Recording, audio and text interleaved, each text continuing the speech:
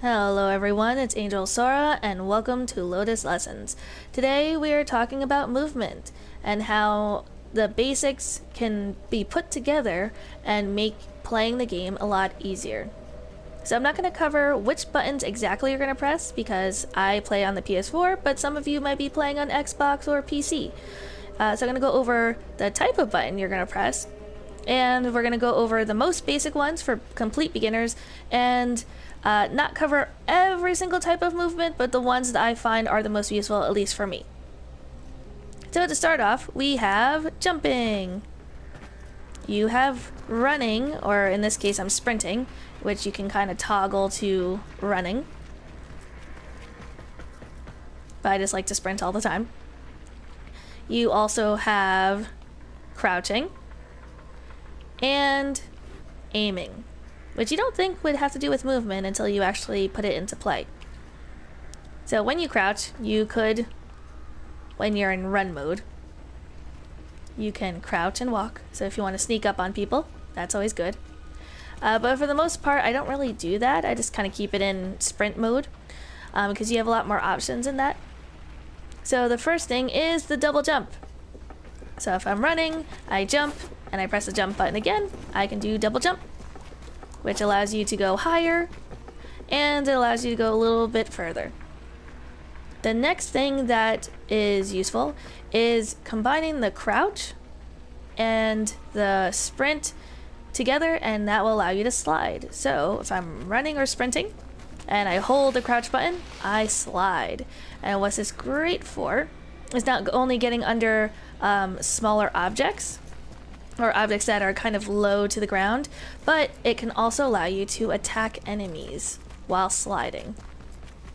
So it's harder for them to hit you. So for instance, there's an enemy over here, so I can slide and shoot. The next thing that I think is kind of helpful is the bullet jump. Now whenever you do a jump, wherever you aim your reticle, I think that's how you pronounce it, will determine about how high you're going to jump. So if I aim it down the hill, even though I'm pretty high, I'm not necessarily going to go as far. However, if I aim it a little bit more up, well, that time I did a bullet jump, so that doesn't quite count. But if I do aim higher, I potentially can go further out. So onto that bullet jump.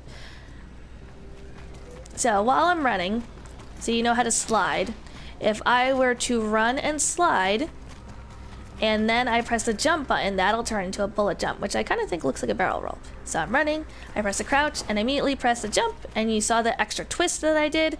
That is called a bullet jump, which I think speeds you up. You can see how you go faster, and you can even add that double jump at the end. So slide, bullet jump, and an extra jump. You can cover a good amount of distance. So that's what I was using for the longest time to go over really far distances. So now we're going to talk about rolling. So rolling is simply just running or sprinting and tapping the crouch button. But what's really great about it is that it's not only good for, going under things, but if you see here, you have this live wire electrical fence. If I touch it, I get zapped. However, if I roll through it, I am safe. So it's very, very helpful. I also put a little clip after this of allowing you to be able to go through fire. So I think it's the arsonist something. But basically it's a Grenier enemy that basically sets off this giant fire explosion, or that's what it looks like to me. And this ring of fire appears, or wall of fire, and you can roll through that so you don't get hit. So another thing you can do in game is the wall run. That's where you run on walls. So I'm running towards a wall, I jump on it, and as you can see, you can run on the wall. You can even go higher up.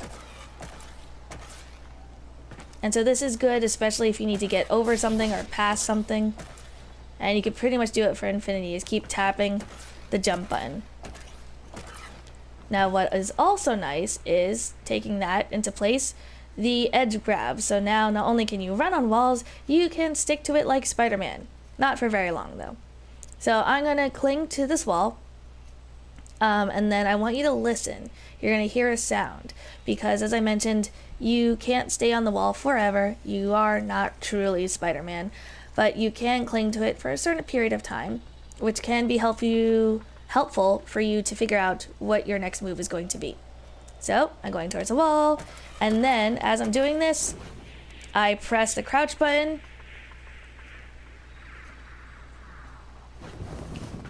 and I came down. So if you listened very closely, you kind of heard like a swishing sound, and that is also a good inclination, as well as like the little lines that go attached from you to the wall, how much time you have before you actually fall off. So now we're going to talk about aim gliding. This allows you to traverse really far.